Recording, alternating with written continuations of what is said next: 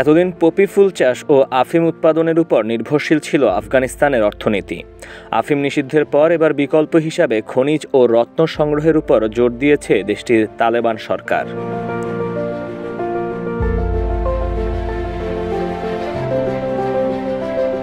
বিশ্বব্যাংকের হিসাব বলছে আফিম বিক্রির অর্থ ছিল দেশটির জিডিপির 8%। আফিম চাষ বন্ধ হওয়ায় কৃষকরা প্রায় $1.5 বিলিয়ন ক্ষতির সম্মুখীন হয়েছে। চাকরি হারিয়েছে এই চাষাবাদের সঙ্গে যুক্ত 4.5 লাখ মানুষ। বর্তমান আফগানিস্তানে আফিম চাষ কমেছে 95%। এর পাশাপাশি কমেছে বিদেশি সাহায্য। 2021 সালের আগ পর্যন্ত দেশটিতে যুক্তরাষ্ট্র অবকাঠামোগত উন্নতি এবং সামাজিক নিরাপত্তা খাতে $143 বিলিয়ন সাহায্য করেছে।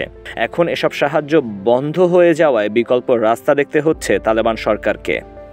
ভৌগোলিকভাবে আফগানিস্তান খনিজ সম্পদ এবং রত্নমণিতে পরিপূর্ণ একটি দেশ।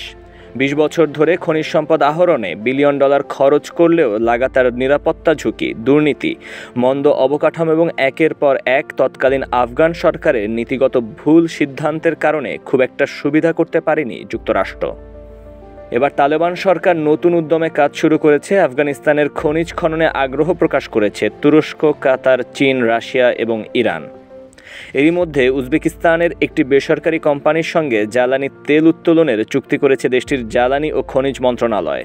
চীন তাদের নতুন সিল্ক রোডের পরিকল্পনায় আফগান অর্থনীতির উপর আলাদাভাবে জোর বাড়াচ্ছে।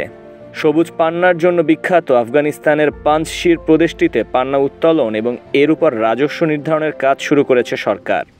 শুধু পান্না না, রুবি, নীলকান্তমণি, স্বর্ণ, তামা এবং লোহার মতো খনিজ উত্তোলনেও ব্যবস্থা নিয়েছে দেশটির সরকার। সবুজ পান্না উত্তোলনে এখন পর্যন্ত 560টি লাইসেন্স ইস্যু করা হয়েছে।